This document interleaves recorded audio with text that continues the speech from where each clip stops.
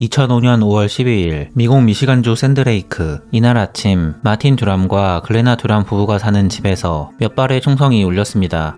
당시 옆집에 살던 이웃인 코니와 그녀의 남편 케이스가 듀람 부부의 집에서 나는 총소리를 가장 먼저 들었습니다. 총소리를 들은 코니는 이웃집에 사는 마틴이 평소처럼 사냥에 나가기 전에 자신의 총기를 점검하고 있다고 생각했고, 당시에는 대수롭지 않게 여기고 바로 출근했습니다. 이날 저녁 늦은 시간, 퇴근하고 돌아온 듀람 부부의 이웃 코니는 평소처럼 마틴의 아내 글레나에게 문자 메시지를 보냈습니다. 하지만 이상하게도 글레나는 코니의 문자에 답하지 않았고, 남편 마틴도 역시 메시지에 답을 하지 않았습니다. 혹시나 하는 마음에 코니는 듀람 부부에게 전화도 걸었으나 부부는 전화도 받지 않았습니다. 듀람 부부와 아주 가까운 사이였던 코니와 케이스는 평소에 부부가 한 번도 이렇게 연락을 안 받은 적이 없었기 때문에 무엇인가 잘못되었다고 생각했습니다. 다음 날인 2005년 5월 13일 아침, 출근을 하기 전 코니와 케이스는 바로 듀람 부부의 집으로 가 현관문을 두드리며 듀람 부부의 이름을 불렀으나 여전히 부부는 답을 하지 않았습니다. 이상하게도 당시 듀람 부부의 집 현관문이 잠겨있지 않았기 때문에 코니와 케이스는 혹시나 하는 마음에 문을 열고 부부의 집 안으로 들어갔습니다. 코니와 케이스가 부부의 집 안으로 들어갔을 때 그들은 부부의 침실에서 충격적인 광경을 목격합니다. 코니와 케이스가 목격한 것은 침실 바닥에 의식을 잃고 쓰러져 있는 남편 마틴과 그의 아내 글레나였습니다. 코니와 케이스는 충격을 받고 그 자리에 쓰러졌고, 간신히 정신을 차리고 집으로 돌아와 경찰에 신고하여 당시 상황을 설명했습니다. 잠시 후 듀람 부부의 집에 경찰과 구급대원들이 도착했습니다. 안타깝게도 남편 마틴은 이미 현장에서 사망 판정을 받았고, 이후 부검 결과 5발의 총을 맞고 사망한 것으로 밝혀졌습니다. 당시 마틴의 아내 글레나도 총에 맞은 채로 남편 옆에 쓰러져 있었습니다. 경찰이 아내 글레나의 맥박을 확인하기 위해 천천히 그녀에게 다가가자 글레나는 갑자기 눈을 뜨고 일어나 경찰에게 뭐 하는 거야 라고 소리치며 미친 사람처럼 심하게 저항했습니다. 경찰은 흥분한 글레나를 진정시키고 바로 그녀의 상태를 확인합니다. 당시 아내 글레나도 남편 마틴처럼 2발의 총에 맞았는데, 한 발은 오른쪽 귀 뒤, 그리고 나머지 한 발은 그녀의 머리 옆을 스쳐 지나갔습니다. 하지만 다행히도 2발 모두 글레나에게 약간 스치는 정도의 상처만 냈기 때문에 경찰은 아내 글레나의 생명엔 전혀 지장이 없다고 판단했습니다. 하지만 경찰은 혹시나 하는 마음에 즉시 그녀를 병원으로 이송했습니다. 병원에서 치료받은 글레나가 어느 정도 진정되자 경찰은 바로 글레나에게 찾아가 어떻게 된 것인지 물어보았습니다. 그런데 이상하게도 글레나는 경찰에게 누가 우리를 쐈는지, 그리고 총에 맞기 전에 무슨 일이 일어났는지 전혀 기억이 나지 않는다고 말했습니다. 이때 글레나의 진술과는 다르게 그녀를 진료했던 신경외과 의사는 비록 글레나가 머리에 총을 맞았지만 그 총알은 글레나의 머리를 스쳤을 뿐이라고 말하며 총상 때문에 기억 상실에 걸리진 않았을 것이라고 진술했습니다. 그런데도 글레나는 그녀의 남편이 살해된 날 밤 무슨 일이 있었는지 전혀 기억이 나지 않는다고 주장했습니다. 어쩔 수 없이 수사관들은 용의자에 대한 단서를 찾기 위해 듀람 부부의 집을 수색했습니다. 얼마 뒤 수사관들은 부부의 집 소파 밑에서 범행에 사용된 총을 발견했습니다. 하지만 안타깝게도 총기에선 그 누구의 지문도 발견되지 않았고, 집 안에서는 용의자를 특정할 만한 어떠한 증거도 나오지 않았습니다. 수사관들은 제3의 인물이 부부에게 총을 쐈다고 확신하고 부부의 주변 사람들을 모두 불러 인터뷰를 진행했습니다. 며칠 뒤 사망한 남편 마틴의 자녀들이 듀람 부부의 집에 도착했습니다.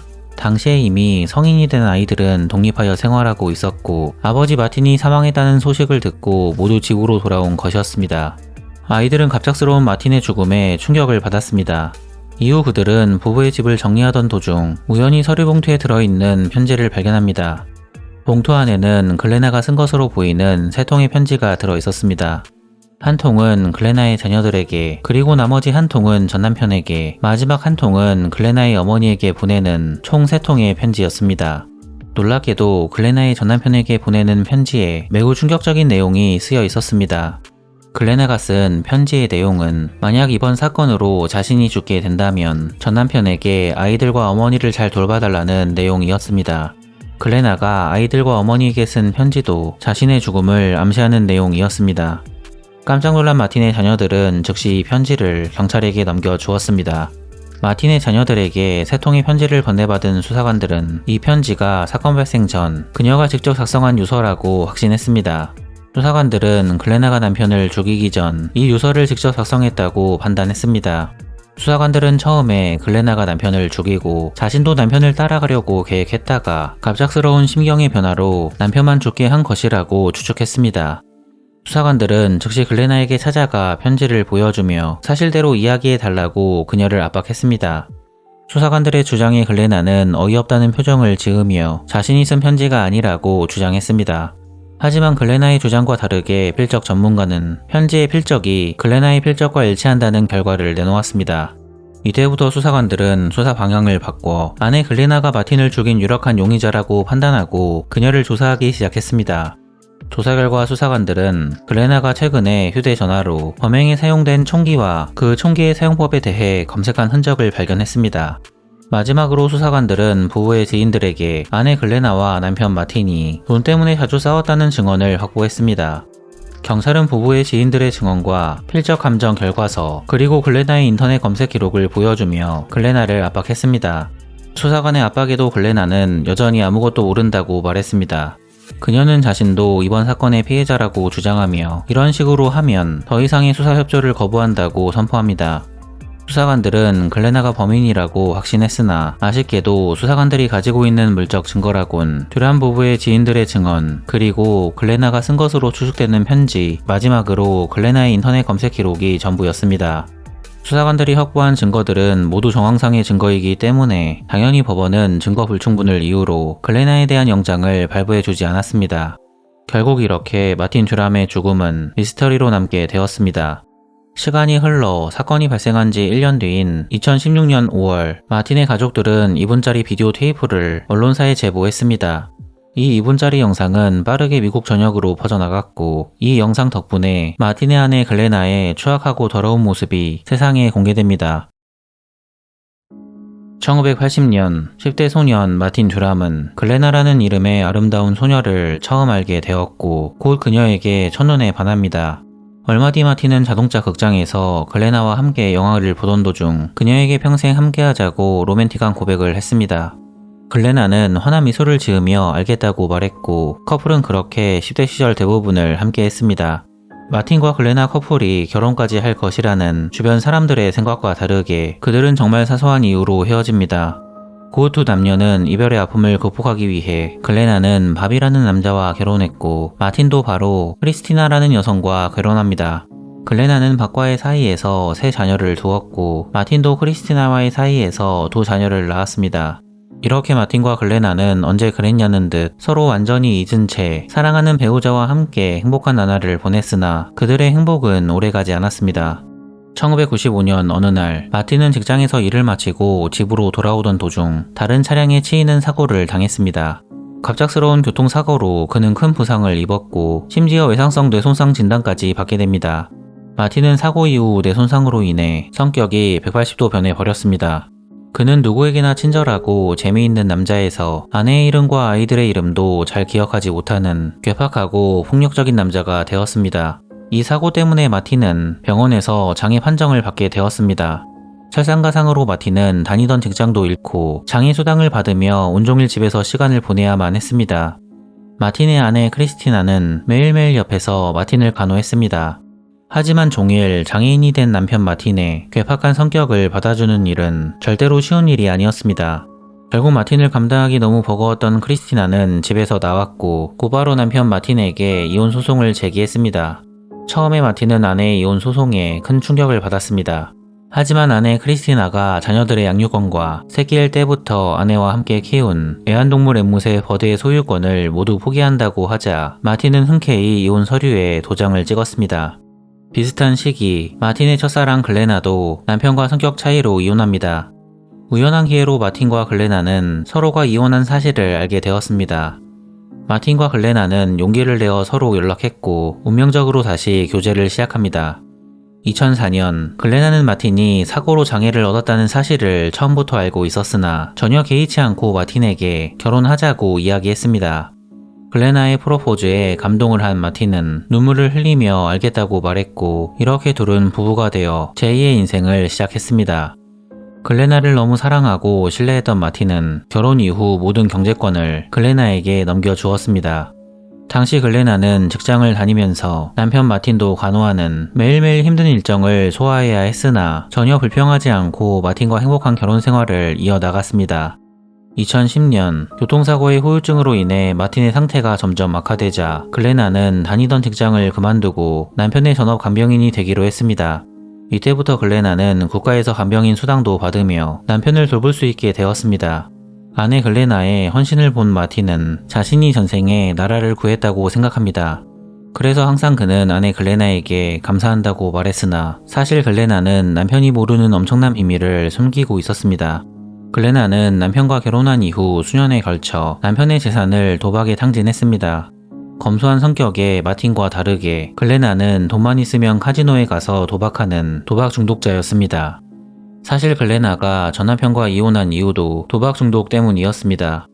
이혼 이후 다시 마틴을 만나 교제를 시작한 글레나는 이 사실을 완전히 마틴에게 비밀로 했습니다. 글레나는 남편의 전업 간병인이 되고 얼마 뒤에 남편 마틴에게 모든 사실을 털어놓았습니다. 남편 마틴은 아내가 도박 중독자라는 사실, 그리고 자신이 이제까지 모은 돈 대부분을 도박에 탕진했다는 아내의 고백에 충격을 받았습니다. 아내의 이중생활을 알게 된 남편 마틴은 분노에 휩싸였으나 마틴은 이미 글레나 없이 살 수 없다는 사실을 스스로 잘 알고 있었습니다. 어쩔 수 없이 마틴은 아내에게 자신의 건강뿐만 아니라 그녀의 도박 중독까지 함께 치료하자고 말했습니다. 마틴은 아내 글레나의 도박 중독을 치료하고 그녀와 끝까지 함께하기로 결심합니다. 하지만 마틴의 노력에도 불구하고 아내 글레나의 도박 중독은 나아질 기미가 전혀 보이지 않았습니다. 오히려 글레나는 남편에게 모든 사실을 털어놓은 이후부터 대놓고 카지노에 다니기 시작합니다. 어쩔 수 없이 마틴은 아내와 함께 카지노에 방문하여 옆에서 아내 글레나의 도박에 제동을 걸었습니다. 이러한 마틴의 노력에도 글레나는 더 많은 돈을 카지노에 썼습니다. 심지어 글레나는 남편 마틴의 자동차와 집을 담보로 돈을 빌려 도박으로 모두 날려버렸습니다. 결국 남편 마틴의 집은 경매로 넘어가게 되었는데 놀랍게도 완전히 경매로 마틴의 집이 넘어가는 날이 바로 마틴이 총에 맞고 사망한 날인 2005년 5월 12일이었습니다. 시간이 흘러 사건이 발생한 지 1년 뒤인 2016년 5월 언론사에 비디오 테이프 하나가 전달되었습니다. 이 2분짜리 영상은 곧 언론과 인터넷을 통해 미국 전역으로 퍼져나갔습니다. 당시 이 2분짜리 영상은 죽은 마틴이 키웠던 앵무새 버드의 목소리가 녹화된 비디오 테이프였습니다.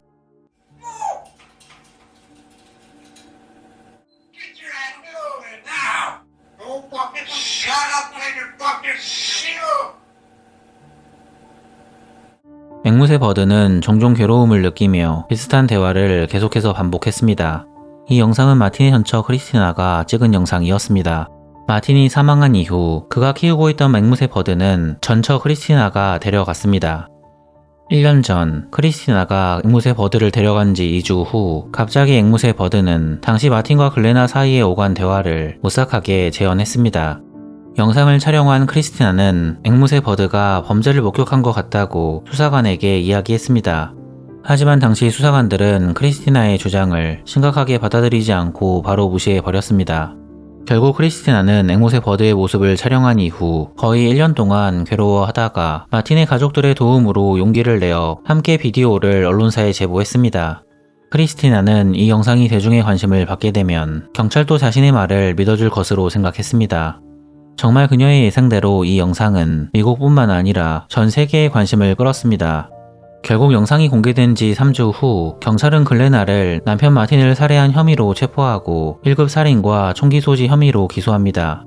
당시 사건 담당 검사는 영상 때문에 부담을 느껴 바로 글레나를 체포한 것이냐는 언론사의 질문에 전혀 사실이 아니라고 부인했고 앵무새를 증인으로 부를 생각도 없다고 이야기했습니다. 2017년 8월 글레나는 여전히 무죄를 주장했으나 법원은 글레나가 남편을 살해했다고 보고 그녀에게 가석방 없는 종신형을 선고했습니다. 판결이 확정되자 글레나는 역정을 내며 앵무새를 죽여버리겠다고 소란을 피웠습니다. 현재까지도 글레나가 죄를 인정하고 있지 않기 때문에 왜 글레나가 남편 마틴을 살해했는지는 여전히 미스터리로 남아 있습니다.